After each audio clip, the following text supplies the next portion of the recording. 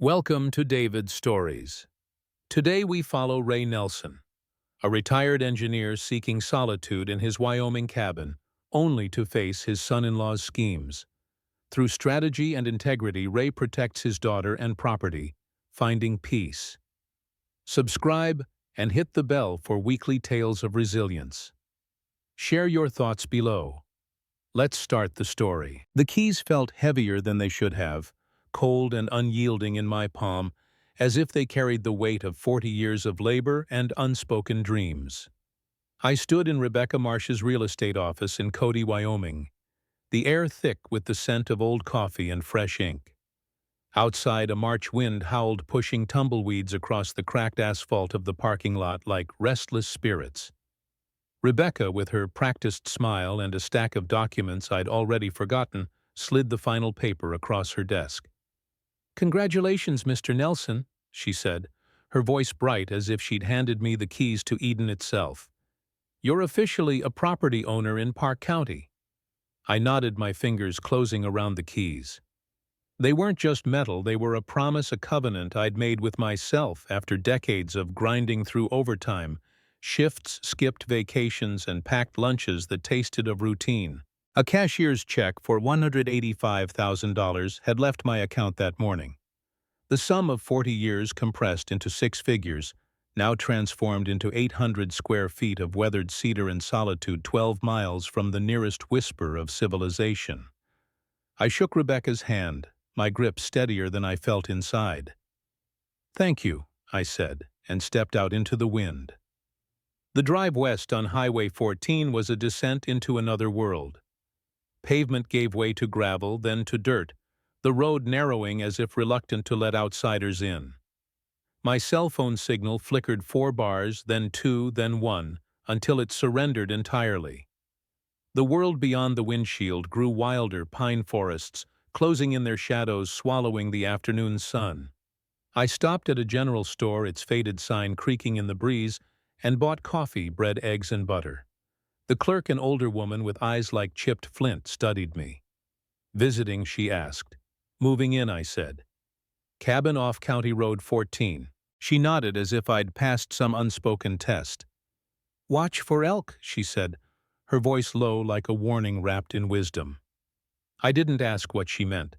The final 2 miles wound through a forest so dense it felt like driving into a dream. The trees parted abruptly, revealing the cabin in a clearing, its green metal roof glinting faintly under the shrouded sky. I cut the engine and sat still, my breath catching. 4 elk grazed 50 yards beyond the porch, their silhouettes almost ghostly in the fading light. They raised their heads, eyes locking onto my truck, assessing me with an ancient calm. One flicked an ear, dismissing a fly, or perhaps me. For 5 minutes I watched them, the silence so profound it felt like a language of its own. No honking horns, no sirens, no voices seeping through apartment walls. This was what I'd dreamed of, a place where the world's noise couldn't follow. The cabin was exactly as the photos promised. Weathered cedar logs, a stone chimney rising like a sentinel, and windows that caught the last rays of daylight. Small, yes, but mine. I unlocked the door, the hinges creaking like a sigh of relief. Inside, the air smelled of pine sap and old wood smoke, a scent that stirred something deep in my chest, something I hadn't felt since childhood, summers chasing fireflies. The main room was simple: a kitchenette, a wood stove, a single armchair by a window. The bedroom barely fit a double bed, and the bathroom's shower stall would force me to sidestep. It was perfect. I unloaded the truck with deliberate care, as if each item I placed was a brick in the foundation of my new life. Tools went on the pegboard above the workbench, hammer, wrenches, handsaw, each finding its designated spot with a precision that felt sacred. Books were stacked on a shelf by subject, history, engineering manuals, and 3 novels I'd promised myself I'd read a decade ago. The coffee maker took its place on the counter where morning light would find it first. Every box unpacked, every item positioned, was a rebellion against the chaos of the life I'd left behind in Denver. By dusk, the cabin was no longer a stranger. I brewed coffee too late in the day to be wise and carried it to the porch. The rocking chair bought specifically for this moment groaned under my weight. The elk had drifted deeper into the clearing, their forms blending with the twilight. A hawk circled above, riding thermals in lazy spirals, its cry piercing the stillness. I sipped the coffee, letting its warmth anchor me. This was it, the life I'd spent 40 years earning. Solitude, not loneliness. Freedom, not escape. I called my daughter Beulah, her name a soft note in the quiet. "Dad?" She answered, her voice bright but frayed at the edges like a flag worn thin by wind. "Are you there? Did you get it? Signed the papers this morning," I said, leaning back in the chair. "I'm on the porch now, watching elk." She laughed, a sound that warmed me more than the coffee. "I'm so proud of you." 40 years, Dad. You earned this." 40 years. I echoed, my gaze on the mountains now turning purple in the fading light. I dreamed of mornings where I'd drink coffee and watch wildlife instead of highway traffic. "You deserve every moment of peace," she said, but her voice caught a subtle crack that made me pause. "Cornelius has been so stressed with work lately. Sometimes I forget what peace even feels like." "Everything okay?" I asked, my engineer's mind already scanning for patterns, for signals beneath the surface. "Oh, fine," she said too quickly. "You know how it is, middle management pressures." Her laugh was thin like glass about to shatter. "When can I visit? Anytime, honey. You know that." We talked for 10 more minutes, her students, her garden plans, safe topics that danced around whatever she wasn't saying. When we hung up, the mountains glowed with the last embers of sunset orange and violet bleeding into the sky. The coffee had gone cold, but I drank it anyway, savoring the bitterness. The clearing was empty now, the elk gone, as if they'd melted into the forest's secrets. An hour later, my phone rang again, shattering the silence. I glanced at the screen. Cornelius, my son-in-law. No greeting, no preamble. Just his voice, flat and cold like a blade pressed to skin. "My parents lost their house," he said. "They're moving in with you for a couple of months until they find a place." My hand tightened on the armrest, the wood creaking under my grip. "Wait, what, Cornelius? I just bought this place. It's barely—" For a couple of months, he cut in, his tone unyielding, like he was dictating terms to a subordinate. "If you don't like it, come back to Denver. Friday morning. I'll text you their arrival time." The line went dead. I sat there, phone still in hand, staring into the clearing where the elk had stood. The air felt heavier now, charged with something I couldn't name. My knuckles were white on the armrest. I forced myself to release it, to breathe.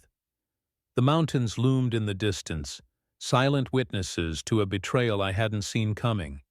I stood, the rocking chair creaking as I rose and stepped inside. The cabin's warmth enveloped me, but it couldn't dispel the chill settling in my bones. From my jacket pocket I pulled a small notepad, grid paper, the kind I'd carried for 40 years as an engineer. I sat at the kitchen table, the keys to the cabin glinting under the lamplight. An hour ago they'd been symbols of freedom. Now they felt like a challenge. I began writing, not venting, not raging, but planning. Questions, timelines, resources. What did Cornelius want? Why the rush? Why my cabin? The pen moved with precision, each line a thread in a web I was beginning to weave. 40 years I'd been the reasonable one, the peacemaker, the man who swallowed inconvenience to keep the family whole. But something had shifted tonight, a fault line cracking deep within me. The wind outside howled, carrying whispers of the forest secrets older than my own. I looked out the window where the darkness seemed to pulse with unseen eyes. This cabin, this land wasn't just a retirement dream. It was a fortress I'd built without knowing it. And I would defend it. As I sipped the last of the cold coffee, a shadow moved beyond the clearing, too swift to be an elk, too deliberate to be a trick of the light. My pulse quickened, but I didn't move. Whatever was out there, animal instinct or something else entirely, it was watching me just as I was watching it. I set the cup down, my hand steady now, and added one final note to my pad. This is my home, and no one will take it from me. The night closed in the mountains, standing sentinel, and I felt the first stirrings of a strength I hadn't known I possessed, a quiet, unyielding power forged in solitude and ready to meet whatever came next. The night after Cornelius's call, the cabin felt different. The air was heavier, as if the walls themselves had absorbed the weight of his words. I sat at the kitchen table, my engineer's notepad open, the grid lines staring back like a challenge. The pen in my hand hovered, poised to map out a response. But my mind was elsewhere, replaying his voice flat, commanding, devoid of respect. "They're moving in with you. If you don't like it, come back to Denver." The audacity of it burned a spark, igniting something primal within me. I rose, pacing the small main room, the floorboards creaking under my boots. Outside, the wind howled through the pines, carrying whispers that felt almost human, as if the forest itself was warning me. The keys to the cabin lay on the table, glinting faintly under the lamplight. No longer just symbols of freedom, but markers of a battle line I hadn't chosen to draw. 40 years I'd been the steady one, the man who fixed problems, who smoothed over family rifts with quiet concessions. But this was no rift. This was an invasion. I stopped at the window, peering into the darkness. The clearing was empty. The elk long gone, but the shadow I'd glimpsed the previous night lingered in my mind, a fleeting shape that seemed to know more than it revealed. I shook my head, forcing focus. Cornelius's ultimatum wasn't just about his parents, Leonard and Grace, losing their house. There was something beneath it, something calculated. Why my cabin? Why now?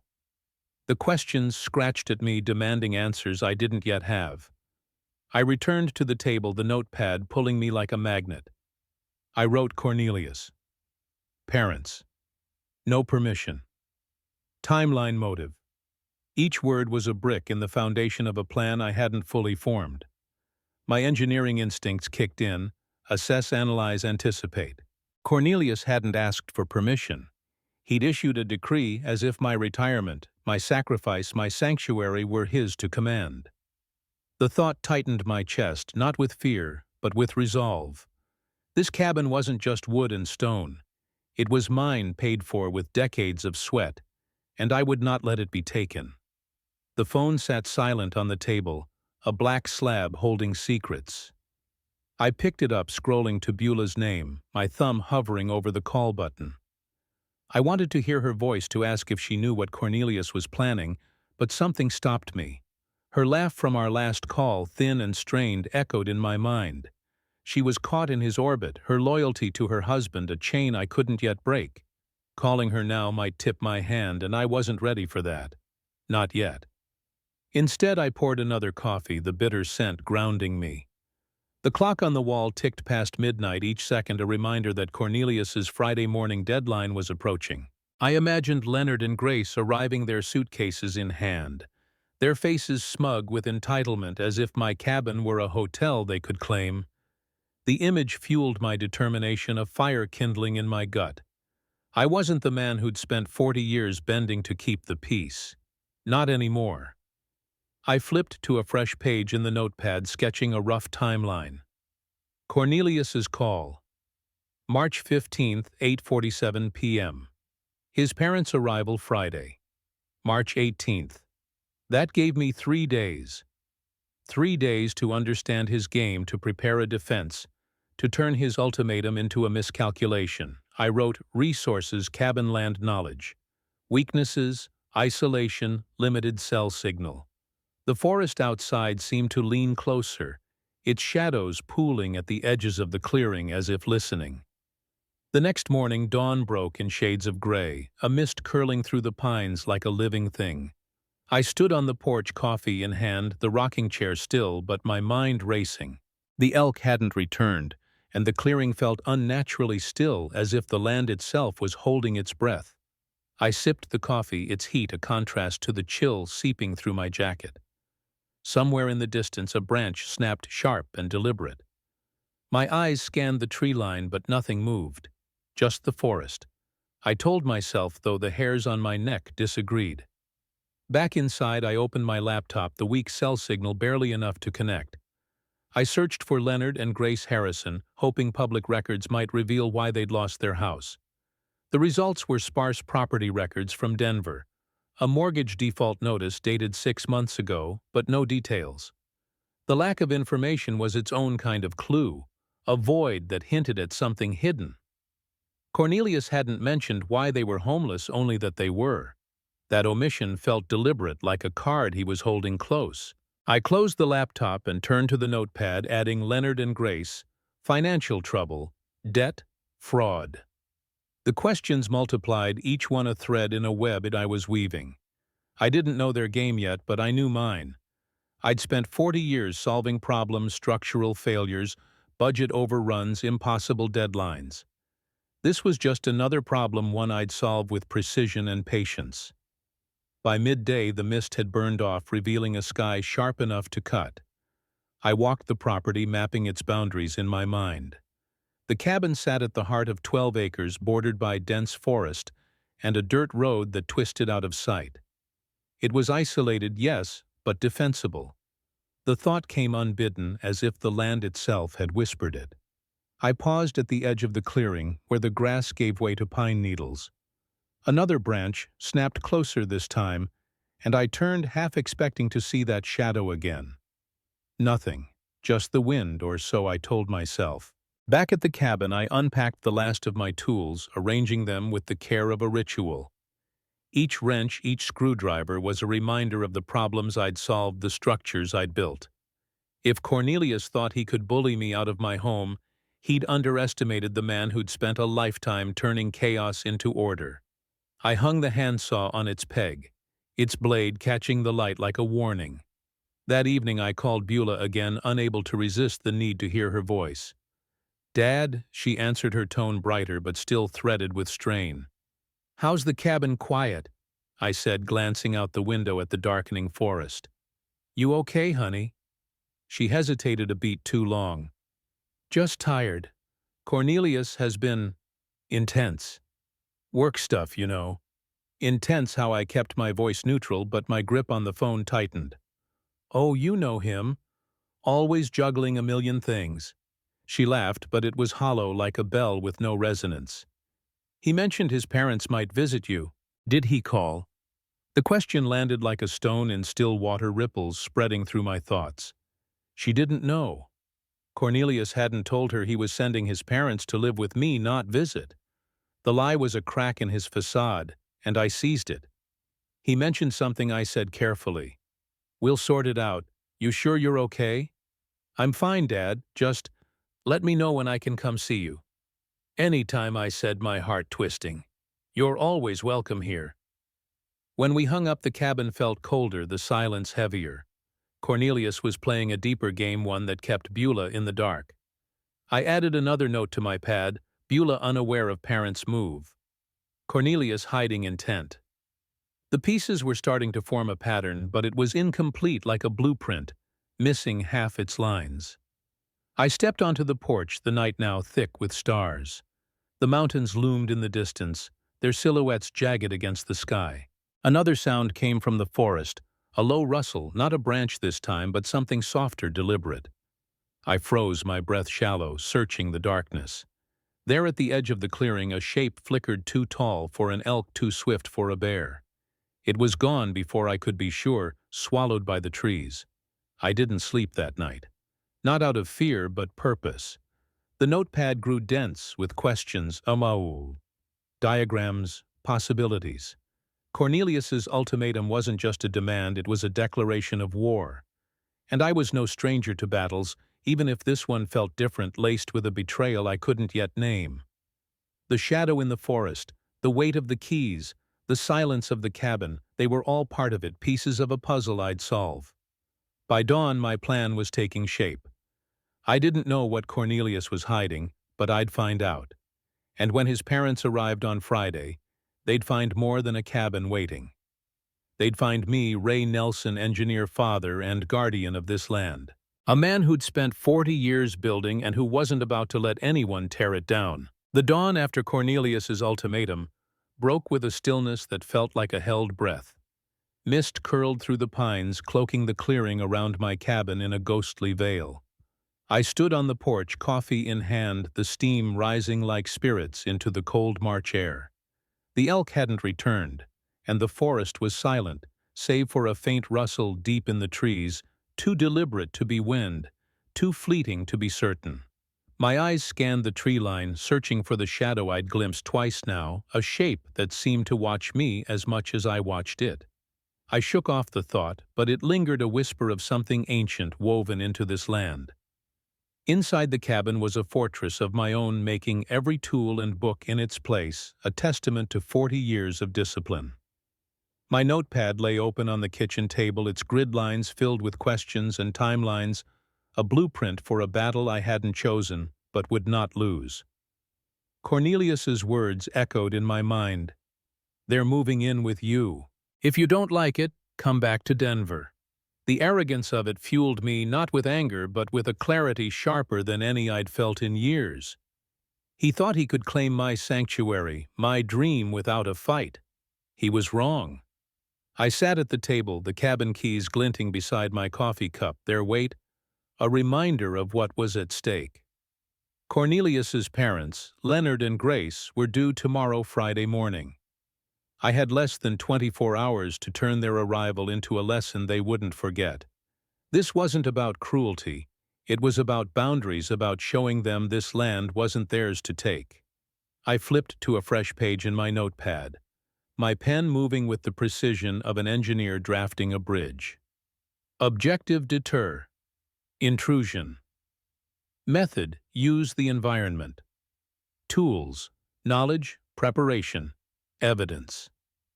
The idea came to me as I sipped the coffee, its bitterness grounding my thoughts. This was wolf country. The land itself could be my ally, its wildness a shield against those who didn't belong. I'd overheard hunters at the general store talking about wolves reintroduced to Yellowstone, their numbers growing, their senses keen. If I could make Leonard and Grace see the wilderness for what it was, untamed and unyielding, they might think twice about invading my home.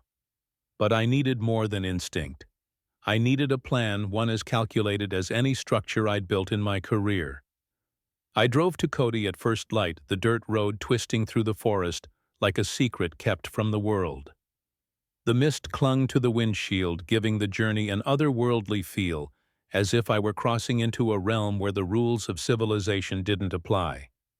My first stop was the Yellowstone National Park Ranger Station, a modern building nestled into the landscape like it was trying to blend in. Inside, educational displays lined the walls, maps of wolf packs, bear territories, elk migration routes. A ranger mid-40s, with a face weathered by sun and wind, looked up from his desk. "Help you?" he asked, his voice carrying the weight of someone who knew the land better than most. "I just moved up from Denver," I said, keeping my tone casual, a newcomer seeking guidance. "Bought a place off County Road 14. Beautiful area, but I want to be prepared." He nodded, rising to point at a wall map studded with colored pins. "You're in wild country.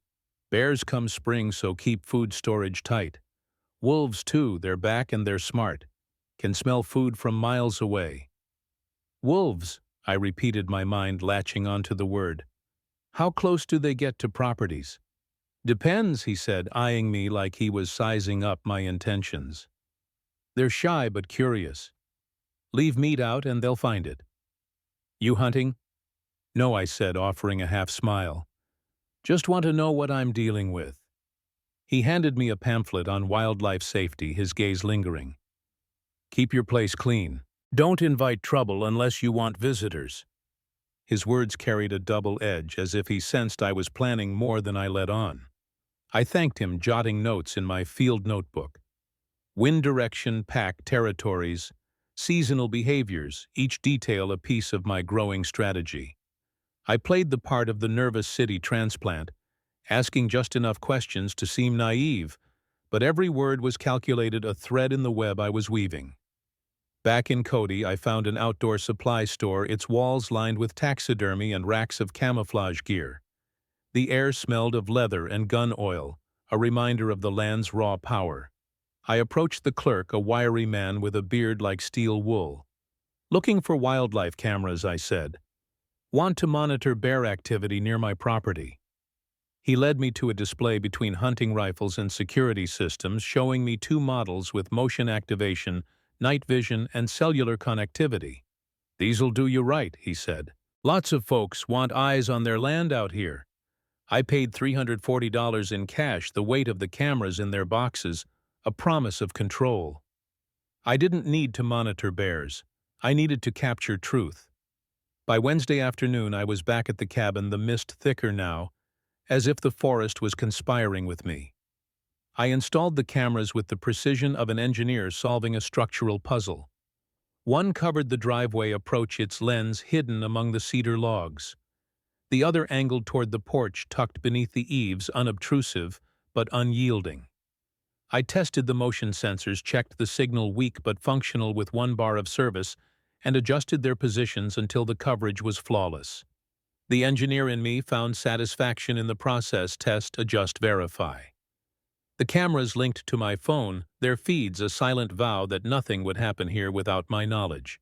Thursday morning, I drove to a butcher shop on a quiet side street in Cody. The kind of place that served ranchers and hunters, its air thick with the scent of blood and salt. "Need 20 pounds of beef scraps," I told the butcher, a burly man with hands like hammers. "Organ meat, fat trimmings. For dogs." He didn't blink. "You got it." For $45, he handed me coolers filled with white-wrapped packages, the smell of raw flesh immediate and potent. I loaded them into my truck, the weight of my plan settling heavier with each step. Back at the cabin, I stood in the clearing, the coolers open at my feet, the meat's scent rising like a beacon. The wind came from the west. I checked it the old way, wetting my finger and holding it up, feeling the air's direction. 30 yards upwind from the cabin, I placed the meat in 3 deliberate piles, spreading it to maximize scent dispersion. Not random, but calculated, close enough to draw predators far enough to keep them focused on the bait, not the cabin. This wasn't about harm. It was about education, a lesson in respect for a land that didn't bend to human arrogance. I imagined Leonard and Grace stepping out of their car, their smug certainty crumbling at the sight of wolves drawn by the scent. The cameras would capture it all: their fear, their retreat, their realization that this place wasn't theirs to claim. Back inside, I moved through the cabin with purpose. Locking windows, turning off unnecessary power, setting the thermostat to minimal heat, to protect my investment. The cabin felt alive, its walls humming with the energy of my plan. I paused at the door, taking one last look at the space I'd inhabited for mere days, its pine-scented air now laced with something sharper defiance. I left without hesitation, the keys heavy in my pocket, and drove to Denver. The 5-hour drive was a descent back into a world I'd left behind, the city's lights harsh against the softness of the Wyoming night. My old house in the suburbs, half-furnished and hollow, welcomed me like a ghost. I set up my laptop in the living room, propped my phone where I could watch the camera feeds, and waited. The screen glowed the cabin's driveway and porch, stark in the night vision grain. The forest beyond was a wall of shadow, and for a moment I thought I saw that fleeting shape again, darting across the edge of the frame. My pulse quickened, but I told myself it was nothing. A trick of light, a deer, a gust of wind. Friday morning at 10:00 a.m., a sedan appeared on the screen. Leonard and Grace emerged, their faces pinched with displeasure, as if the cabin itself offended them. The camera's microphone caught their voices, sharp and ungrateful. "This is where he's living now," Grace said, her nose wrinkling. "Smells like pine and dirt." "At least it's free," Leonard muttered, striding toward the porch. "We'll stay a few months. Let Cornelius handle the rest." Grace froze, her voice a hiss. Leonard wolves. 3 shapes emerged from the northwest tree line, gray and brown, moving with a cautious grace that was both beautiful and terrifying. They glided toward the meat piles, their eyes glinting in the morning light, unconcerned with the humans watching. Leonard's face went white. "Get in the car, now." They ran, Grace stumbling, Leonard grabbing her arm. The car doors slammed. The engine roared and gravel sprayed as they reversed wildly down the driveway. The wolves, unbothered, continued to the meat, their movements deliberate, almost ritualistic. I closed the laptop, picked up my coffee, and took a slow sip. the taste grounding me in the moment of triumph. My plan had worked not with violence, but with the land's own power. 20 minutes later my phone rang. Cornelius, his voice raw with fury. "What did you do?" "My parents nearly got attacked. I didn't do anything," I said, my tone calm, deliberate. "I warned you, this is wilderness. Wolves live here. This is their home. You baited those animals?" He shouted, his composure cracking. "You set this up, Cornelius," I said, my voice steady as stone. "I live in wolf country. Maybe you should have asked before assuming you could use my home." "You're insane," he spat. "This isn't over." "No," I said, a smile tugging at my lips. "It's just beginning." I ended the call, set the phone down with care, and reopened the laptop. The wolves had finished the meat and vanished into the forest, their forms blending with the shadows. Outside my Denver window, the city hummed, oblivious to the battle I'd just won. But in the quiet of my mind, I felt the forest, watching its secrets aligning with my own. This was only the first move in a game Cornelius didn't yet understand, and I was ready for the next. The wolves had done their work, scattering Leonard and Grace like leaves in a storm. But the victory felt hollow as I sat in my Denver house, the laptop screen dark, the cabin's camera feeds now silent. The city's hum outside my window was a stark contrast to the Wyoming wilderness, a reminder of the life I'd left behind for solitude. But solitude, I was learning, came with a price. Cornelius's furious voice still echoed in my mind. This isn't over a promise of retaliation I knew he'd keep. The forest's shadow, that fleeting shape I'd glimpsed, seemed to follow me even here, a whisper of warning I couldn't shake. I opened my notepad, its grid lines now a battlefield of ink filled with timelines, questions, and fragments of a puzzle I was piecing together. Cornelius's ultimatum and the wolves had been the opening salvo, but I sensed a deeper game unfolding, one where the stakes weren't just my cabin, but my daughter Beulah, and everything I'd built to protect her. I wrote Cornelius's next move. Control. Narrative. Family. The words felt like a premonition, as if the forest itself had whispered them to me across the miles. The phone rang at dusk, shattering the quiet of my half-empty house. It was Cousin Linda, a voice from a past I hadn't touched in 3 years, her tone laced with concern that felt rehearsed. "Ray." "It's Linda. I heard you've been having some difficulties." I leaned back in my chair, the wood creaking under my weight. "Difficulties from whom?" A pause, then. "Cornelius called me. He's worried about you, said you're isolated in the mountains acting strangely." The words landed like a blade, sharp and deliberate. Cornelius wasn't just angry, he was building a story, one where I was the unstable recluse, the old man losing his grip. I kept my voice steady, a trick learned from years of diffusing tense construction site disputes. "Linda, I'm fine. I retired to Wyoming." "That's not strange. That's a plan I've had for years." He mentioned an incident with wild animals. She pressed, her tone probing, "and that you refused to help his parents." "That's an interesting version of events," I said, my pen tapping the notepad.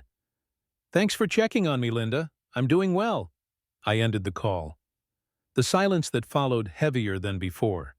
Cornelius was planting seeds, turning family into pawns in his game. 20 minutes later, another call, a former colleague from Denver. "Tom," and his voice awkward, echoing the same script. Cornelius reached out. "Ray. Said you're not yourself. Something about wolves and cameras." I thanked him, repeated my assurances, and hung up. The pattern was clear now.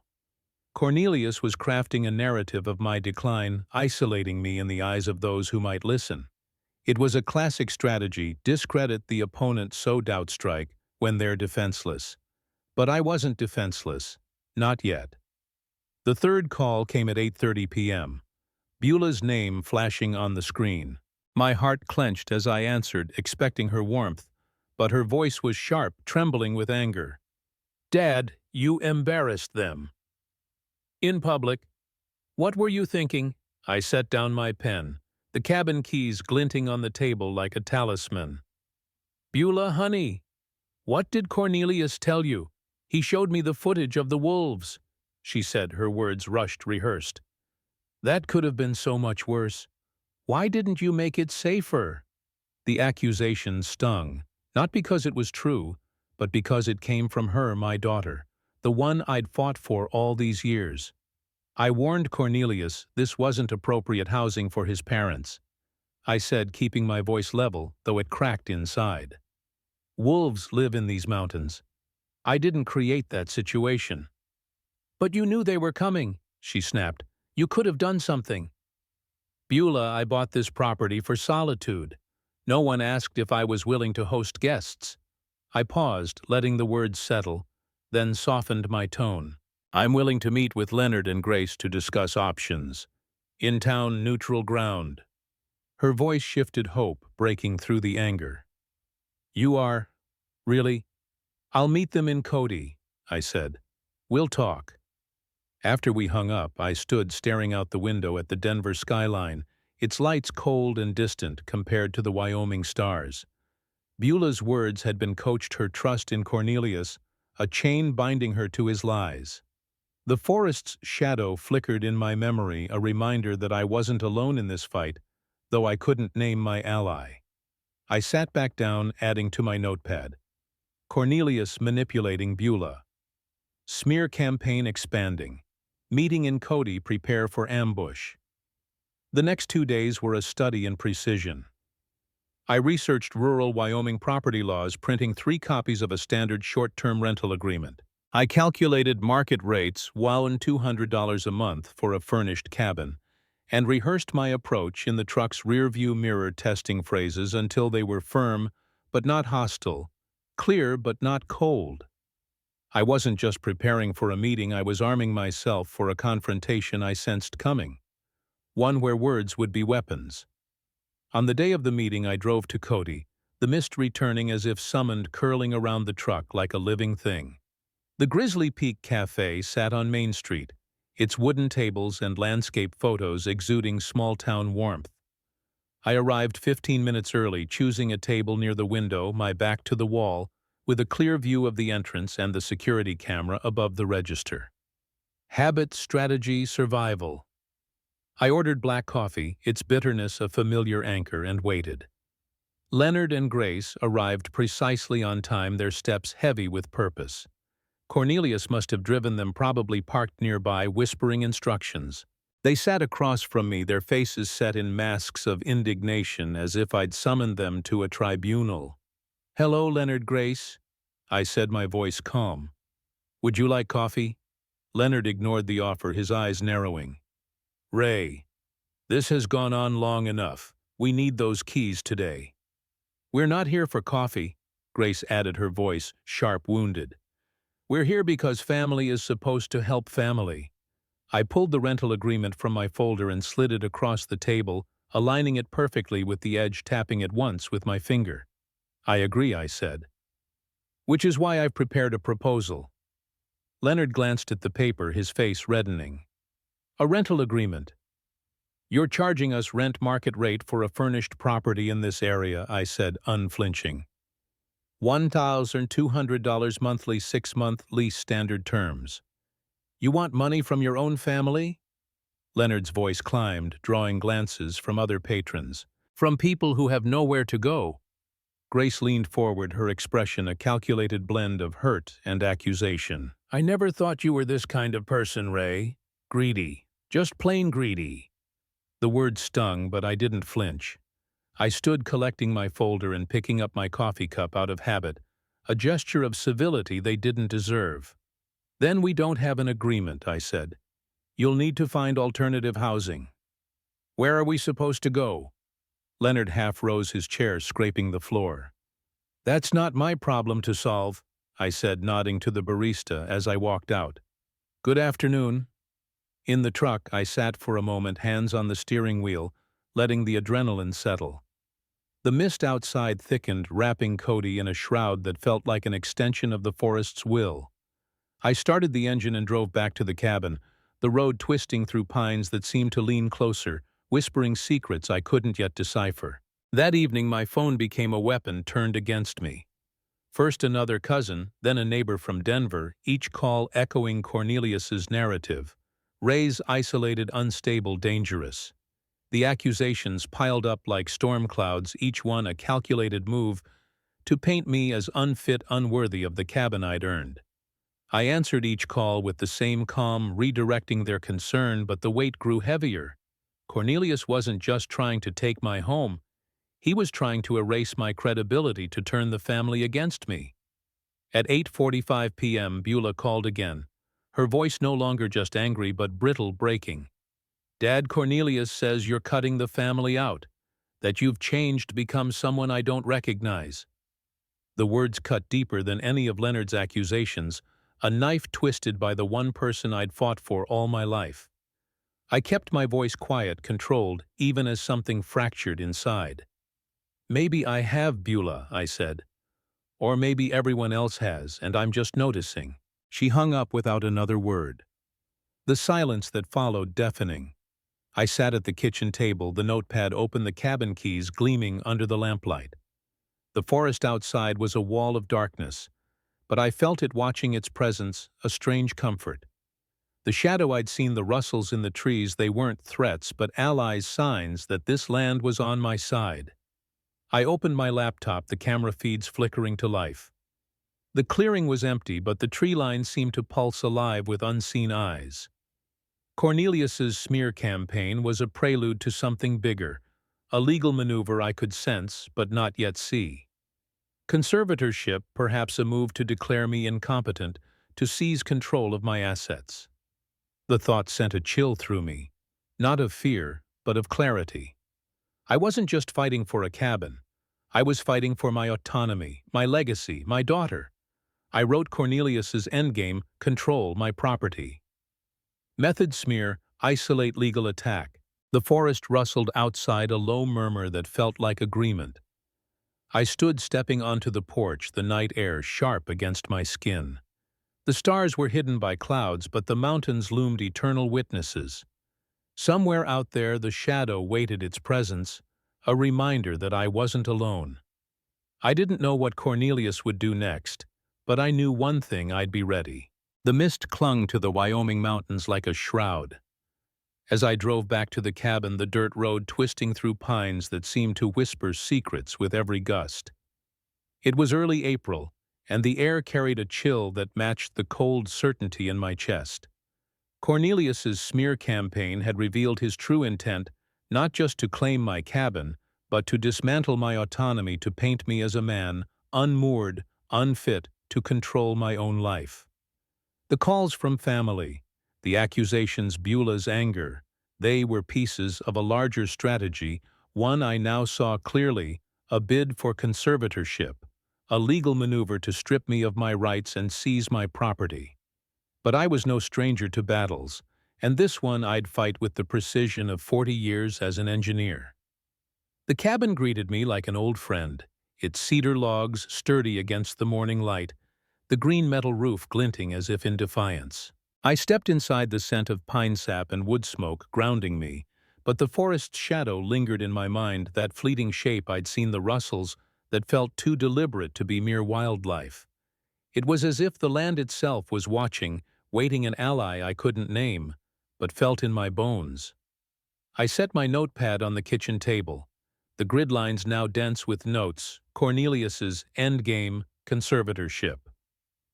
Smear campaign, isolate, control.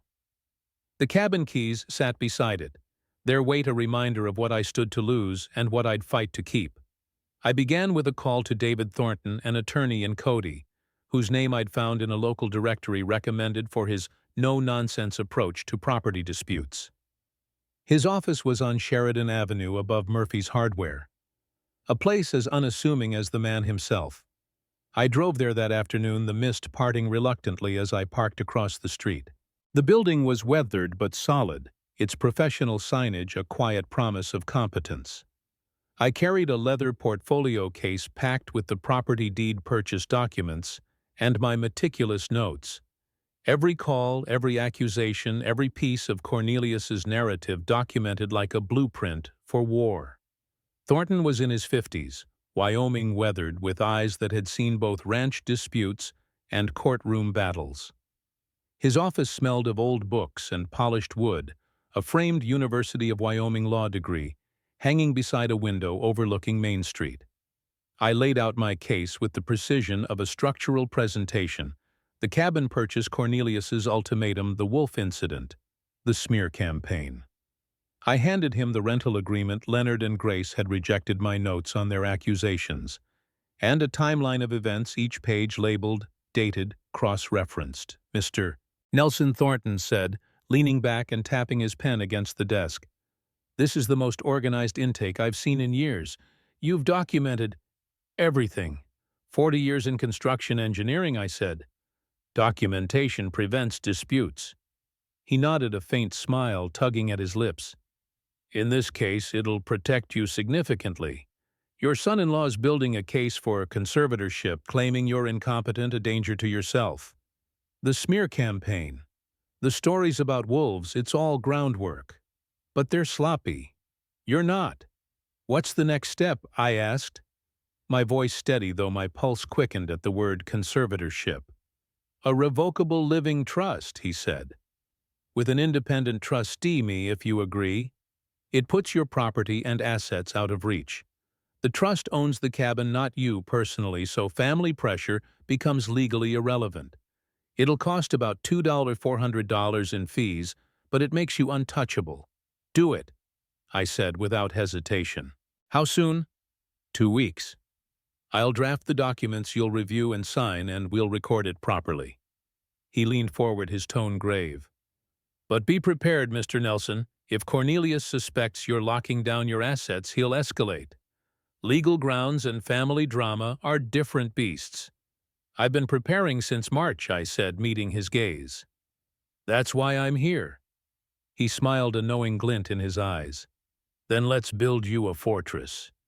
I left Thornton's office with a clarity I hadn't felt in weeks, the mist outside swirling as if in approval. But as I drove back to the cabin, a new piece of the puzzle emerged, unbidden, like a shadow stepping into light. Beulah's voice, brittle and coached, echoed in my mind. Cornelius was using her, turning her love for him into a weapon against me. The thought twisted in my chest, not just anger, but grief for her, for the trust she'd placed in a man who didn't deserve it. I added to my notepad, protect Beulah. Uncover Cornelius's motive. That evening I sat at the kitchen table, the camera feeds open on my laptop. The clearing was empty, but the tree line pulsed with that same strange energy, as if the forest was waiting for my next move. I accessed Colorado property records on a corner computer at the Cody Public Library, a habit from my engineering days when I'd navigated permits and liens. I entered Beulah and Cornelius's address, and what I found hit me like a cold wind. A home equity line of credit HELOC for $35,000, dated 8 months ago, with only Cornelius's signature. In Colorado, one spouse could secure a HELOC under certain conditions, but hiding it from Beulah. That was a betrayal deeper than I'd imagined. I printed the documents, my hands steady, though my mind raced. Back at the cabin, I called Thornton from the porch, the mountains darkening against the sunset. David, I found something. My daughter's house has a $35,000 HELOC she doesn't know about, taken out by Cornelius. He was silent for a moment, then, that explains his desperation. He's likely covering debts with your cabin as his next target. Colorado allows single-spouse HELOCs, but hiding it from Beulah. That's a family matter and a legal one. Has she discovered it? Not yet, I said, my voice tight. I'm not sure when to tell her. That's not a legal question. Ray, he said, his tone softening. That's a father's question. But this gives us leverage. Keep documenting everything. I hung up, spreading the documents on the table. The HELOC, my notes, the rental agreement. The pieces connected Leonard and Grace's lost house, Cornelius's financial pressure, his attempt to seize my cabin. But there was more, a shadow beneath the surface, like the shape I'd seen in the forest. I wrote Leonard's debts. Source of HELOC funds. The forest rustled outside a low murmur that felt like encouragement, as if the land itself was urging me forward. The next morning, I called Dr. Patricia Chen's clinic in Cody, scheduling a comprehensive medical evaluation. I'm 67, own property, and want documentation of my physical and mental competency, I told the receptionist. Preventive planning. The appointment was set for the following Monday. I spent the weekend organizing my financial records, bank statements, retirement accounts, property appraisals, each labeled and filed with the precision of a blueprint. If Cornelius was aiming for conservatorship, he'd need to prove I was unfit. I'd give him no ground to stand on. Monday morning, I arrived at Dr. Chen's clinic 15 minutes early, the modern building a stark contrast to the wildness of my cabin. Dr. Chen, a sharp woman in her 50s with the weathered competence of rural medicine, listened as I explained my need for a detailed assessment. I've seen this before, she said, her eyes understanding. Adult children challenging parents' competency to gain control of assets. Let's be thorough. The examination took 90 minutes. Blood pressure, reflexes, blood work, then cognitive tests. I drew a clock showing 3:15 precise to the minute. I recalled 3 words apple table penny after 5 minutes. I counted backward from 100 by 7s, each number clear and correct. Dr. Chen typed notes, then printed a letter on clinic letterhead. Mr. Ray Nelson is mentally competent, physically healthy, fully capable of managing his affairs. No signs of dementia, confusion, or diminished capacity. She signed it, applied the clinic stamp, and handed me copies of all results. I paid $240, noting the transaction for my records. Back at the cabin, I added the medical evaluation to my portfolio, a shield against Cornelius's lies. But the forest's shadow lingered, its presence stronger now, as if the land was warning me of a new threat. 2 days later it arrived. An unfamiliar sedan pulled up the driveway, dust rising like a specter. A woman in her 40s, professional and carrying a tablet, stepped out. Mr. Nelson, I'm Margaret Willows from Adult Protective Services. I'm here regarding a complaint about your welfare. Anger flashed through me, but I kept my expression neutral, a skill honed over decades. A complaint by whom I can't disclose that during an initial assessment, she said, her tone practiced. May I come inside? Of course, I said, holding the door open. Would you like coffee? She declined, her eyes scanning the cabin as she entered. The kitchen was spotless, bills filed systematically. The refrigerator stocked no safety hazards. Do you have difficulty managing daily tasks? She asked, her tablet glowing with notes. None, I said. I've lived alone since retiring. Everything's managed independently. The complaint mentions concerns about your mental state, she said, her voice neutral. Memory problems, confusion, difficulty making decisions. I retrieved Dr. Chen's assessment from my desk, handing it to her. I had a comprehensive evaluation 2 days ago, anticipating this. It's thorough and recent. She read it carefully, her expression unreadable. Most people don't have this ready. Strategic thinking, Mr. Nelson. 40 years as an engineer, I said. I plan ahead. I provided bank statements showing responsible financial management and copies of the trust documents Thornton was drafting. Margaret took extensive notes, her questions revealing a familiarity with family disputes masked as concern. The complaint appears motivated by a property dispute, she said, finally, her tone softening. I'll document that. 3 days later, Thornton obtained the complaint through legal channels. I read it at the kitchen table, the words searing into me. Cornelius and Leonard were co-complainants, their accusations a litany of lies. Ray threatened family with weapons false. I'd never owned firearms. Exhibits paranoid behavior with cameras. They were for legitimate protection. Refuses medical care debunked by Dr. Chen's letter. Struggles with basic tasks. My trust was sophisticated planning, not irrationality. Grace's statement twisted the Wolf incident into evidence of my incompetence, claiming I'd endangered them deliberately. My jaw tightened, my knuckles white on the pages. This wasn't just about the cabin anymore.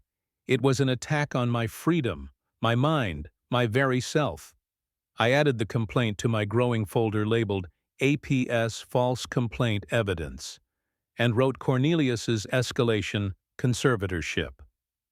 Next move. The forest outside rustled a low hum that felt like a pulse, as if the land was urging me to act. I called Thornton, my voice steady despite the storm within. They're trying to declare me incompetent. What now?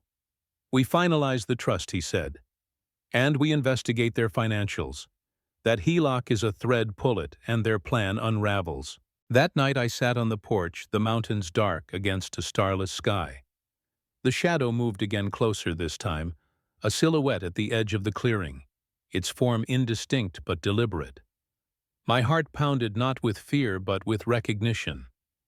The land was with me, its secrets aligning with my own. I didn't know what Cornelius would do next, but I knew one thing: my fortress was rising and no one would breach it. The Wyoming night was a tapestry of darkness. The forest beyond my cabin whispering secrets that seemed to pulse with my own heartbeat. I sat at the kitchen table, my notepad a battlefield of ink, and resolved, the cabin keys glinting under the lamplight, like sentinels guarding my purpose. The shadow I'd glimpsed, tall, fleeting, deliberate, had become a constant presence in my mind, not a threat but a guide, as if the land itself was urging me to peel back the layers of Cornelius's betrayal. The Adult Protective Services complaint had been a desperate escalation, a lie built on lies, but it had only sharpened my focus. Cornelius wasn't just after my cabin, he was orchestrating a campaign to dismantle my life. And I was ready to dismantle his. The forest's rustles grew louder that night, a low hum that felt like a warning, as if the pines themselves knew what was coming. I'd returned to the cabin after the APS visit, the weight of their false accusations, paranoid, dangerous, incompetent, heavy in my portfolio of evidence. Dr. Chen's letter, the trust, documents the HELOC discovery. They were bricks in the fortress I'd built, but I sensed the game wasn't over. Cornelius was cornered, and cornered men strike blindly. The shadow in the clearing. The mist that clung to the mountains seemed to agree their presence, a reminder that I was not alone in this fight. It started with a single envelope found in the mailbox at the end of the dirt road, its presence as jarring as a crack in a foundation. I'd walked the quarter-mile that morning, the air sharp with the scent of pine and damp earth, the mist curling around my boots like a living thing. The mailbox, a rusted metal box bolted to a post, was meant for utility bills and the occasional flyer. Not this an envelope addressed to Leonard and Grace Harrison, my cabin's address, typed neatly in black ink. I froze my breath, catching the forest's whispers falling silent, as if holding their breath with me. I photographed the envelope front-back postmark before slipping on gloves to handle it, a habit from years of documenting construction disputes.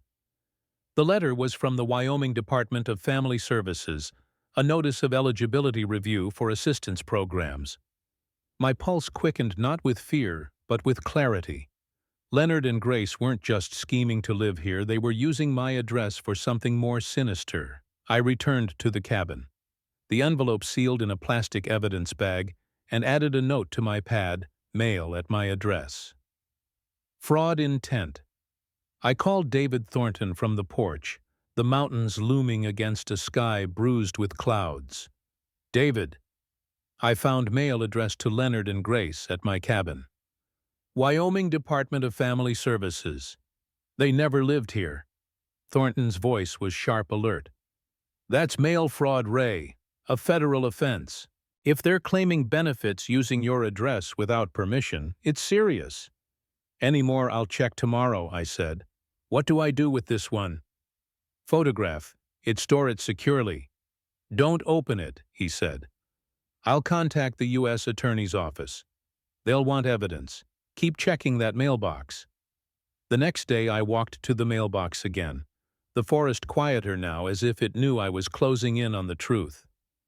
2 more envelopes waited, one from the Social Security Administration, another from a Wyoming housing program, both addressed to Leonard and Grace, at my cabin. I photographed each, sealed them in evidence bags, and returned to the cabin, my mind racing. This wasn't carelessness.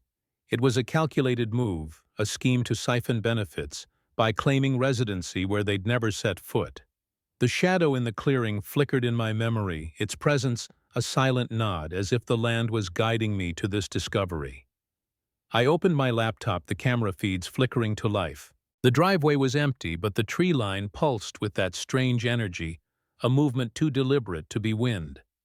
I rewound the footage, scanning for anything unusual.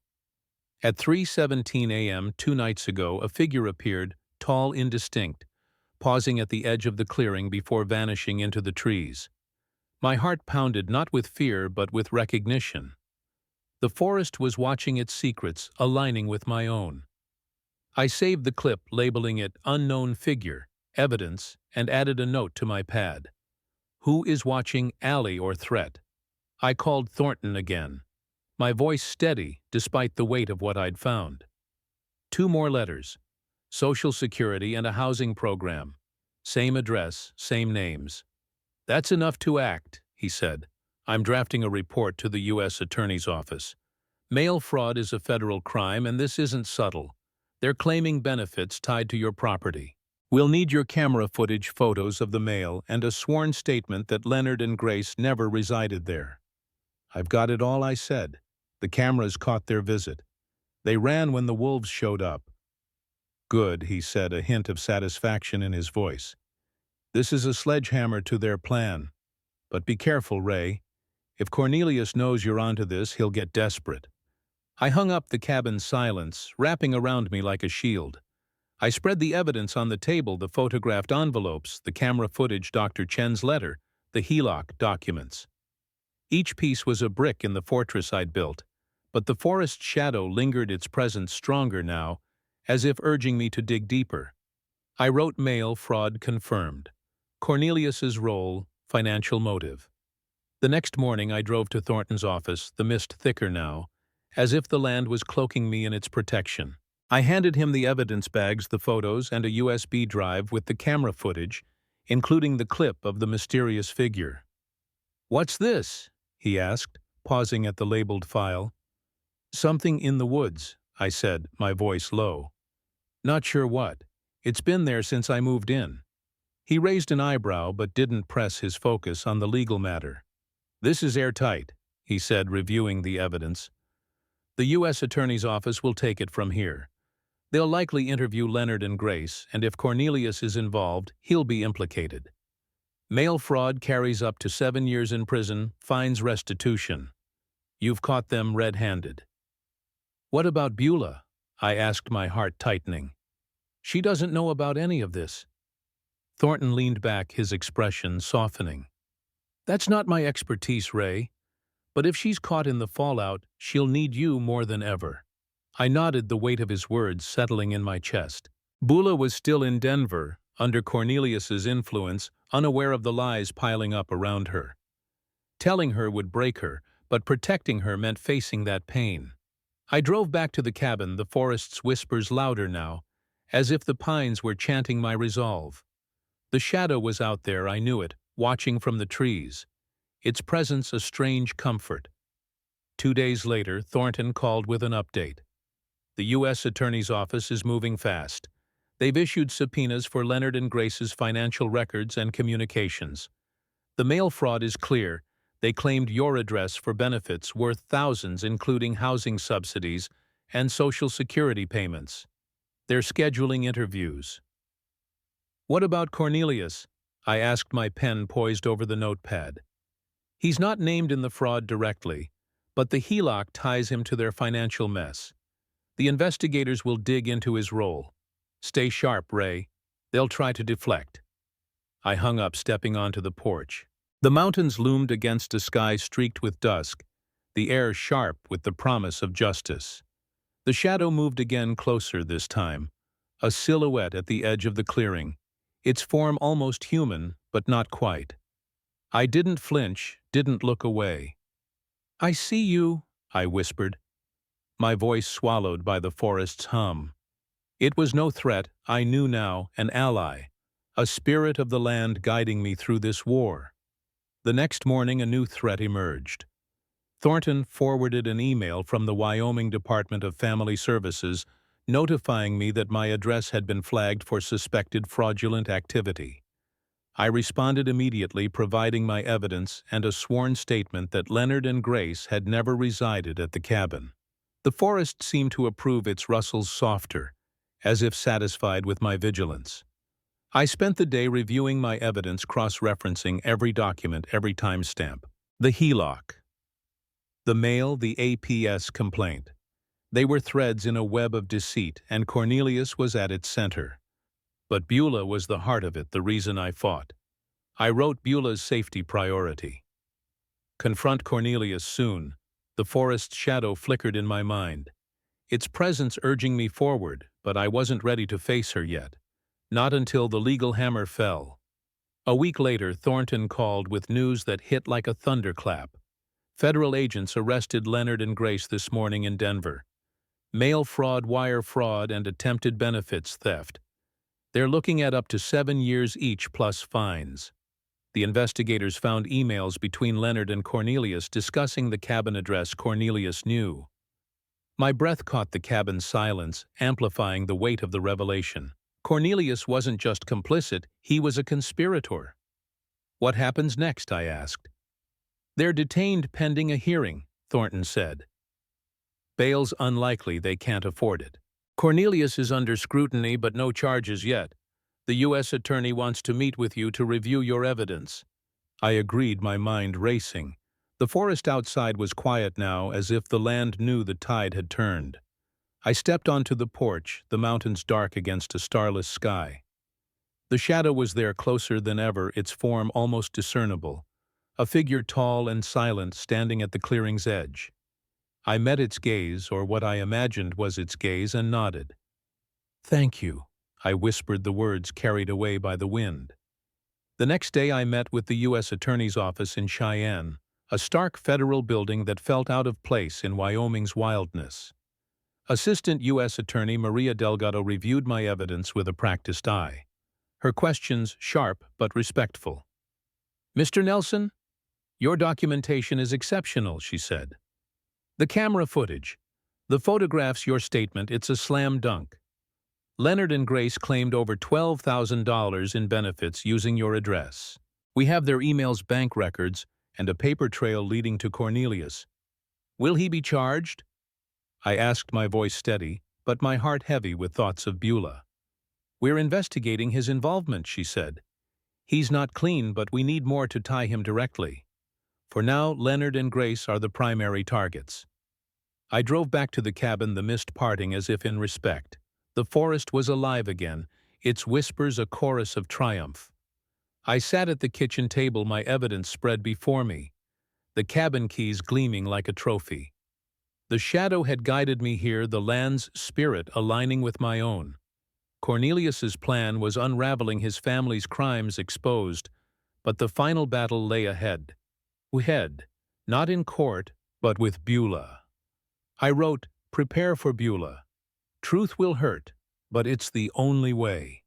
The forest rustled outside, a low rhythmic hum like a heartbeat. I stepped onto the porch, the night air sharp against my skin. The shadow stood at the clearing's edge, its form clearer now, a silhouette of strength, a guardian born of the land. I didn't know what it was, but I knew it was with me. Cornelius had lost this round, but the war wasn't over. My fortress stood, and I was ready for what came next. The Wyoming dusk settled over the cabin like a heavy cloak, the mountains casting long shadows that merged with the forest's own mysteries. I stood on the porch, the air sharp with pine and the promise of a storm, my coffee cup cold in my hands.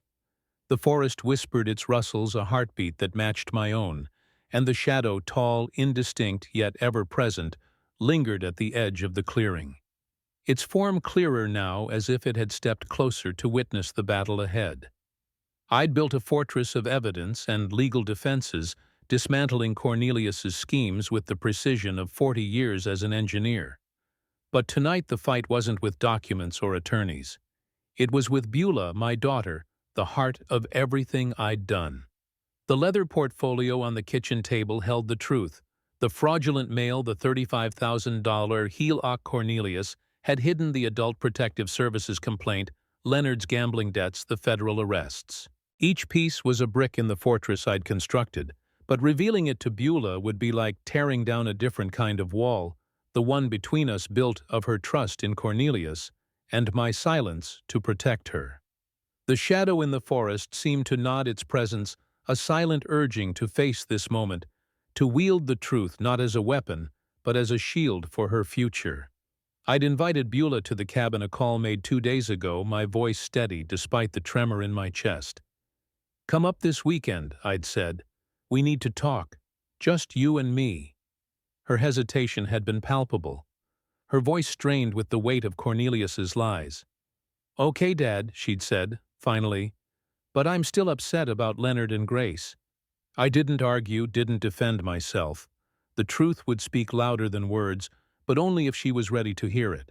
The drive from Denver would take her 5 hours, and I spent the day preparing not just the cabin but myself. I cleaned the space with deliberate care, as if order could anchor the chaos to come. Dishes washed, counters wiped, the wood stove stocked with logs. I arranged the evidence on the table not as a display of triumph, but as a map of betrayal, each document labeled, dated, cross-referenced. The HELOC papers, the mail fraud envelopes, Dr. Chen's competency letter, the APS complaint. They were more than evidence. They were the story of Cornelius's deceit, a story I'd have to tell Beulah without breaking her. The forest was quieter than usual, its whispers soft as if holding its breath for the confrontation. I stepped outside at noon, checking the camera feeds on my phone. The driveway was empty, but the tree line pulsed with that strange energy. The shadow's presence stronger now, its form almost human, standing sentinel at the clearing's edge. I didn't fear it anymore. It was part of this place, a guardian born of the land guiding me through this war. "I'm ready," I whispered, the words swallowed by the wind, and the shadow seemed to nod, its silhouette fading into the pines. Beulah's car appeared at 4:47 p.m., a silver sedan kicking up dust as it navigated the dirt road. I stood on the porch, my hands steady, but my heart racing, the coffee cup set aside, as if it could no longer anchor me. She stepped out. Her dark hair pulled back, her face a mask of exhaustion and guarded anger. She wore a denim jacket, her teacher's practicality evident even in her posture. But her eyes, those eyes I'd known since she was a child, were clouded with doubt, a wound I hadn't caused but would have to heal. "Dad," she said, her voice tight, stopping at the base of the porch steps. "I'm here. Let's talk." I nodded, gesturing to the rocking chair beside mine. "Sit." I made coffee. She shook her head, crossing her arms. "I don't want coffee. I want to know why you're doing this, pushing Leonard and Grace away, embarrassing them, acting like you don't care about family." The accusation hit like a stone, but I kept my face calm, my engineer's discipline holding me steady. "Beulah, I care about family more than you know. That's why you're here. Come inside. There are things you need to see." She hesitated, her eyes searching mine, then followed me into the cabin. The table was a battlefield, the portfolio open, its contents arranged with the precision of a blueprint. She glanced at the documents, her brow furrowing, but didn't sit. "What is this, Dad? More of your plans?" "Not plans," I said, my voice low, steady. "Truth. Sit down, honey. This is going to be hard." She sat, her posture rigid, her hands clasped tightly in her lap. I took a breath, the forest's whispers echoing in my mind, the shadow's presence, a silent strength at my back. "Cornelius has been lying to you," I began. My words measured each one a step on a fragile bridge. "Not just about me, but about your life together. I need you to look at this." I slid the HELOC documents across the table. The $35,000 loan in Cornelius's name, a loan dated 8 months ago. "He took this out on your house without telling you," I said. "You didn't sign it." I checked. Her eyes widened, her fingers trembling as she picked up the papers. This can't be right. He wouldn't." He did, I said, my voice gentle but firm. I found it in Colorado property records. It's real Beulah. He's been hiding it from you. She stared at the documents, her breath shallow, her face paling as the truth sank in. Why? Why would he do this? There's more, I said, sliding the mail fraud envelopes toward her. Leonard and Grace used my cabin address to claim benefits, housing subsidies, Social Security payments. They never lived here, but they filed as if they did. It's federal fraud, Beulah. They were arrested 2 days ago. Her hands froze on the table, her eyes darting to mine, wide with shock. Arrested, Dad? What are you talking about? I handed her Thornton's summary of the federal investigation. The emails between Leonard and Cornelius discussing the cabin address, the camera footage timestamps the U.S. Attorney's report. They tried to use my home to steal thousands, I said. Cornelius knew. He's part of it. She shook her head, tears welling, her voice breaking. No, he wouldn't. He's my husband, Dad. He loves me. The words tore at me, a knife twisting in my chest. I wanted to reach for her, to pull her into my arms like I had when she was a child, but I knew she needed the truth more than comfort. Beulah, he's drowning in debt. Leonard lost $47,000 to online poker. Cornelius took out the HELOC to cover it, and when that wasn't enough, they targeted my cabin. The APS complaint claiming I'm unstable, dangerous, that was them too trying to declare me incompetent. She stared at the APS complaint, her tears falling now, splashing onto the paper. They said you were paranoid, that you set up the wolves on purpose. I used the land to protect what's mine, I said, my voice steady but soft. I warned Cornelius this was wilderness. They didn't listen. But this, I gestured to the documents. This is what they've been hiding from you. She stood her chair, scraping the floor, her hands shaking as she gripped the table. Why didn't you tell me sooner? You let me believe you were the problem. The accusation hit harder than any of Cornelius's lies, a wound I'd feared but couldn't avoid. I wanted to protect you, I said, my voice cracking for the first time. I thought I could fix this without hurting you, but I was wrong. You need to know who you're married to, Beulah.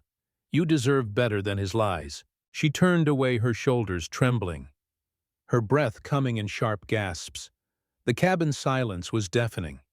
The forest outside, holding its breath, the shadow's presence a weight at the edge of my awareness. I stood, stepping closer but not touching her, giving her space to feel the pain I dreaded inflicting. I bought the HELOC. I said the words heavy but necessary. I own the debt on your house now through an LLC. It's $43,400 including interest.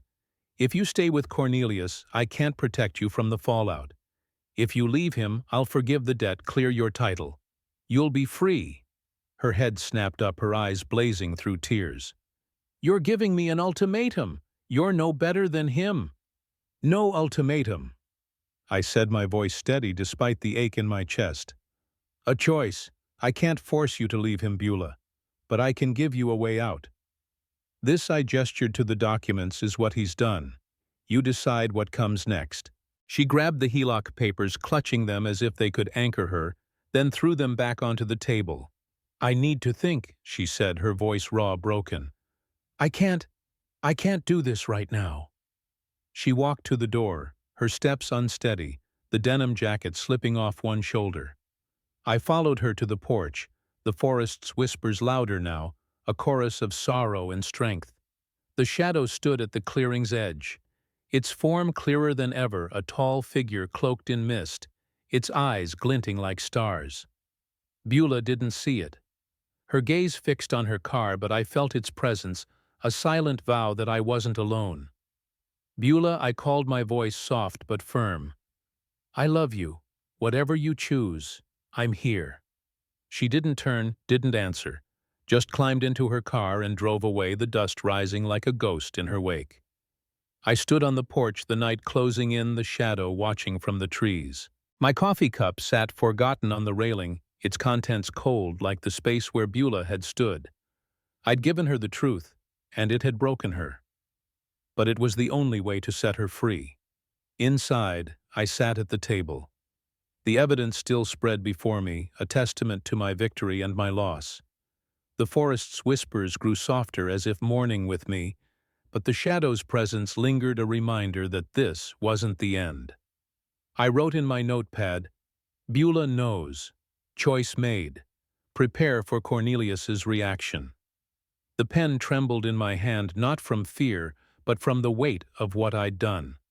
I'd built a fortress to protect her, but the cost was her pain, and that was a burden I'd carry forever. The shadow moved closer that night, its form almost tangible, standing just beyond the porch.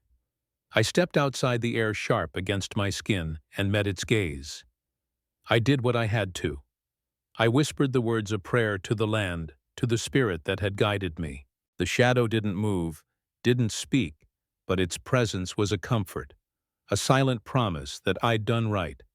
I returned to the cabin, the keys gleaming under the lamplight, and prepared for the storm to come. The Wyoming night was a living thing, its darkness wrapping the cabin in a quiet that felt both victorious and heavy. I stood on the porch, the air sharp with the scent of pine and the promise of rain, my hands steady, but my heart still raw from Beulah's departure. The forest whispered its rustles, a soft chorus, and the shadow, now a near tangible figure, tall and cloaked in mist, stood at the edge of the clearing, its eyes glinting like stars. It had been my guide through this war, a spirit of the land that had urged me forward from the wolves, to the mail fraud, from the APS complaint, to the truth I'd laid bare before my daughter. Cornelius's schemes were unraveling, but the cost was etched in Beulah's tear-streaked face, her voice echoing in my mind, "You're no better than him." Inside the kitchen table was a battlefield, no longer its surface cleared of evidence, but heavy with the weight of what I'd done. The leather portfolio, now locked in a fireproof safe, held the truth. The fraudulent mail, the $35,000 HELOC, the APS complaint. Leonard's gambling debts, the federal arrests of Leonard and Grace. Each piece had been a brick in the fortress I'd built, a structure that had held against Cornelius's onslaught. But the victory felt incomplete, shadowed by Beulah's pain, her choice still unmade. The forest's shadow stood sentinel, its presence a reminder that this wasn't the end but a turning point. The next morning, David Thornton called, his voice steady but edged with urgency. "Ray, the U.S. Attorney's Office has finalized the charges against Leonard and Grace. Mail fraud, wire fraud, benefits theft, $12,000 in illicit claims using your address. They're offering a plea deal, 2 years probation, $45,000 in fines and restitution, and a permanent ban from federal assistance programs. No prison time, but they're broke, and their credibility is shot." I sat at the table, the cabin keys glinting under the lamplight, a symbol of my hard-won freedom. "What about Cornelius?" I asked, my pen poised over my notepad, its grid lines nearly full now. "He's not charged yet," Thornton said. "The emails show he knew about the address fraud, but the evidence isn't strong enough for a direct charge. He's scrambling, though. He tried to list your daughter's house for sale to cover legal fees for his parents. Problem is, you own the HELOC through your LLC. He can't sell without your approval."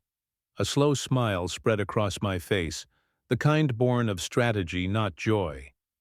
I'd bought the $43,400 HELOC debt anonymously, a move Thornton had suggested to protect Beulah's home. It was my ace lever to force Cornelius's hand. "What's our next move?" I asked. "Confront him," Thornton said. "Offer to forgive the HELOC debt in exchange for a clean divorce and no further claims on your property. It's a legal checkmate. He's got no leverage left." I nodded, the forest outside rustling as if in agreement. "Set it up. I want this done." Thornton arranged a meeting in Denver Neutral Ground at his office, scheduled for the following Friday.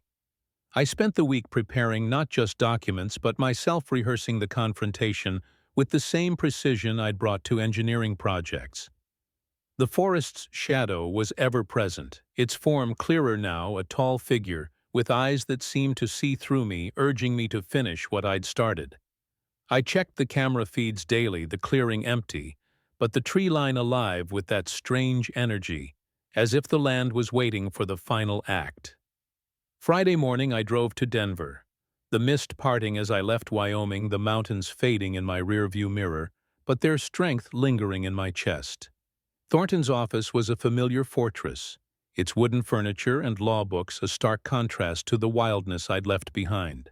Cornelius arrived alone, his face gaunt, his suit slightly rumpled, a man stripped of the confidence he'd wielded like a weapon. He sat across from me, Thornton at the head of the table, a neutral arbiter in a war I'd already won. Ray Cornelius began, his voice strained. "This has gone too far. My parents are facing ruin. You've got to stop this." I leaned back, my hands folded, my gaze steady. "Your parents committed federal crimes, Cornelius. They used my address to steal benefits. You knew and you did nothing." His jaw tightened, his eyes darting to Thornton, then back to me. "I didn't know the details, I was just trying to help them. You took out a $35,000 HELOC on Beulah's house without her consent," I said, sliding the documents across the table, each page a dagger. "You planned to use my cabin to cover their debts. You filed a false APS complaint claiming I was unstable. Don't talk to me about help." He flinched, his hands clenching the table's edge. "You don't understand the pressure I was under. Dad's gambling debts, the house foreclosure. It was too much." "Then you should have told Beulah," I said, my voice low but unyielding. "She's your wife. You lied to her, used me. That ends now." Thornton slid a folder toward Cornelius, his tone professional but firm. "Mr. Harrison, we have a proposal. Mr. Nelson owns the HELOC debt on your home, $43,400 through an LLC. He's prepared to forgive it entirely. Clearing your title under 2 conditions. You sign divorce papers agreeing to no alimony or further financial claims, and you relinquish any claim to Mr. Nelson's property in Wyoming." Cornelius's face paled, his eyes wide with disbelief. "You can't do this. You can't force me out of my marriage." "I'm not forcing you," I said, my voice steady as stone. "I'm giving you a choice. Sign and you walk away free of debt. Refuse and I call in the loan. You can't pay it, Cornelius. Your parents' fines, your legal fees, you're tapped out." He stared at the folder, his hands trembling. The room silent save for the ticking of a clock on Thornton's desk. The forest's shadow flickered in my mind, its presence a quiet strength urging me to hold firm. Cornelius opened the folder, his eyes scanning the divorce agreement, the debt forgiveness terms, the waiver of claims. He looked up, his voice barely a whisper. "You're destroying my life." "No," I said, meeting his gaze. "You did that yourself." He signed, his hand shaking each stroke of the pen a surrender. Thornton notarized the documents, his expression neutral, but his eyes sharp with approval. Cornelius stood, his shoulders slumped, and left without another word.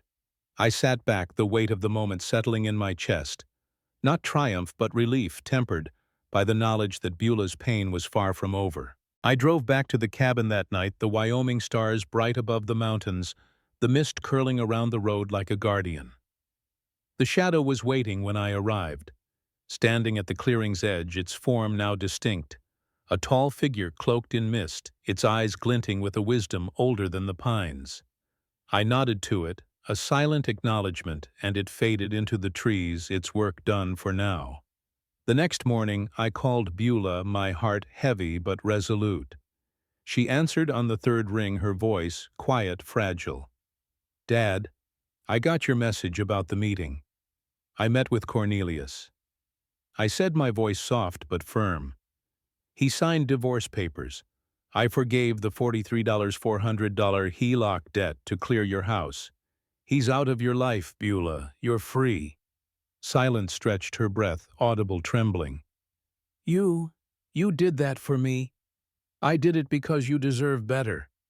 I said, "I'm sorry it hurt you. I'm sorry I didn't tell you sooner." "I don't know if I can forgive you," she said, her voice breaking. "Not yet, but thank you." "Take your time," I said, my throat tight. "I'm here when you're ready." She hung up and I sat on the porch, the forest's whispers soft now, a lullaby of healing. The shadow stood at the clearing's edge, its presence a quiet comfort, a reminder that I'd fought for what mattered most. Beulah was free, but the cost was her trust, and that wound would take time to heal. Over the next 2 weeks, the legal fallout settled like dust after a storm. Leonard and Grace accepted the plea deal, their fines and probation a public mark of their shame. They moved to a small apartment in Denver, their dreams of exploiting my cabin shattered. Cornelius, stripped of leverage, left the city, his whereabouts unknown, his name a whisper of failure among the family. I monitored the camera feeds, the clearing, empty, the shadow's presence quieter now, as if satisfied with the justice delivered. Beulah called again in mid-September, her voice steadier, though still fragile. "Dad, I'm thinking of moving to Cody. There's a teaching job at Cody Elementary. I want to be closer to you." My heart lifted, the weight of months easing slightly. "I'll help you," I said. "Whatever you need." She arrived a week later, her car packed with boxes, her face a mix of determination and grief. I helped her find a small house in Cody, a fixer-upper, with a view of the mountains, its $180,000 price within reach thanks to my support. We spent days unpacking, painting walls, assembling furniture, quiet work that spoke louder than words. The forest watched, its whispers soft, the shadow a faint presence, now its role as guide fulfilled. One evening we sat on her new porch, the paint cans stacked nearby, the air cool with the promise of fall. She sipped coffee, her hands steady, her eyes on the mountains. "I'm still angry," she said, her voice quiet but honest. "You kept so much from me. But I know you did it to protect me." "I did," I said, meeting her gaze. "I'd do it again if it meant keeping you safe." She nodded, tears glistening but not falling. "I'm starting to understand that." We sat in silence, the mountains standing sentinel, the forest's whispers a gentle backdrop. The shadow was gone now, its work complete, but its presence lingered in the strength I'd found, the bond I was rebuilding with my daughter. Cornelius was gone, his family's schemes reduced to ashes, and Beulah was free to begin again. The cabin, my sanctuary, stood unbroken, a testament to the fortress I'd built, not just of documents, but of love, resolve, and the land's quiet power. The Wyoming autumn settled over the cabin like a soft blanket, the air crisp with the scent of fallen leaves and the promise of winter. I stood on the porch, my coffee cup warm in my hands, the mountains glowing gold under a late September sky. The forest was quiet now, its whispers a gentle lullaby, no longer urgent but content, as if the land itself knew the war was over. The shadow, that tall, mist-cloaked figure with starlit eyes, had faded from the clearing's edge, its presence no longer needed, though I felt its echo in the pines, a guardian spirit that had guided me through the storm. Cornelius was gone, his parents humbled by their crimes, and Beulah was free, her new life taking root in Cody. Yet the victory was bittersweet, tinged with the memory of her tear-streaked face, her voice raw with pain. "I don't know if I can forgive you." The cabin stood unbroken, its cedar logs a testament to the fortress I'd built, not just of legal documents and evidence, but of love, resolve, and the land's quiet power. My notepad, once a battlefield of ink and strategy, now sat closed on the kitchen table, its grid lines filled with the story of my fight, the wolves, the mail fraud, the HELOC, the APS complaint, the arrests. Each page was a brick in the structure that had protected my sanctuary and my daughter. But the final piece was still missing: Beulah's trust, the bond I'd risked everything to preserve. She'd been in Cody for 2 weeks now, living in the small house we'd painted together, its walls a fresh canvas for her new beginning. We'd worked side by side, hammering nails, assembling furniture, our silence filled with the unspoken weight of what had passed. Her teaching job at Cody Elementary had started, and I'd seen glimpses of her old spark, her laugh when a paint roller splattered her cheek, her focus as she organized her classroom. But her eyes still carried a shadow of betrayal, not just from Cornelius, but from me for keeping the truth from her too long. I'd invited her to the cabin for dinner, a Sunday tradition we'd started in Denver years ago before Cornelius had woven his lies into our lives. "Just us," I'd said on the phone, my voice steady but my heart uncertain. "Bring dessert if you want." She'd agreed, her tone softer than before, a sign of healing I clung to like a lifeline. I spent the morning preparing, not with the precision of my legal battles, but with the care of a father rebuilding a bridge. I chopped vegetables for a stew, the knife moving with the rhythm of memory, Beulah as a child giggling as she peeled carrots, her small hands clumsy but determined. I set the table with 2 plates, 2 glasses. The cabin keys placed deliberately beside my napkin. A symbol of the home I'd fought for, the home I hoped she'd come to love. The forest outside was calm, the elk grazing again in the clearing, their presence a quiet blessing, as if the land was welcoming her too. Beulah arrived at 5:30 p.m., her silver sedan pulling up the dirt road, dust rising like a soft exhale. She stepped out, a pie tin in her hands, apple her mother's recipe, a gesture that warmed my chest more than the wood stove. Her denim jacket was replaced with a sweater, her hair loose, her face less guarded but still carrying the weight of the past months. "Smells good," she said, stepping onto the porch, her smile tentative but real. "Thanks," I said, holding the door open. "Stew's almost ready. Your mom's recipe." She nodded, setting the pie on the counter. "I thought it'd be nice." We sat at the table, the stew steaming between us, the cabin's silence filled with the clink of spoons and the crackle of the fire. For a while we talked about safe things, her students, the elk in the clearing, the way the mountains caught the sunset. But the air was heavy with the unspoken, the truth I'd laid bare 2 weeks ago, the choice I'd forced her to face. I sipped my coffee, its bitterness grounding me, and waited for her to break the silence. "Dad," she said finally, her voice low, her eyes on her plate. "I've been thinking a lot. About Cornelius, about what you did. I'm still angry. You kept so much from me." The words stung, but I nodded, letting her speak, the forest's whispers soft outside, as if urging me to listen. "I know," I said. "I thought I was protecting you, Beulah. I thought I could fix it without hurting you. I was wrong." She looked up, tears glistening but not falling, her hands gripping her spoon. "I trusted him, Dad. I loved him. And you knew he was lying, knew he was using me, and you didn't tell me until it was too late. I wanted to be sure," I said, my voice steady but my heart breaking. "I needed evidence, not just suspicion. If I'd told you too soon without proof, you might have chosen him over the truth." She flinched, her eyes searching mine, and I saw the realization hit her. The truth had been her salvation, but it had come at a cost. "I hated you for a moment," she admitted, her voice barely a whisper. "When you showed me those papers, I hated you for making me see it. But I know now, you were right. He was drowning us, and I didn't even know." The forest's whispers grew softer, as if in respect for her pain. I reached across the table, my hand hovering near hers but not touching, giving her space. "I'd rather you hate me than lose you to his lies," I said. "I fought for you, Beulah. Not just the cabin, not just my freedom, but you."